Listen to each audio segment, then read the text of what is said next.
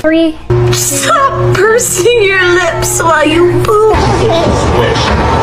Otherwise, you have enough money. That's the big one. Oh, it's just a cat.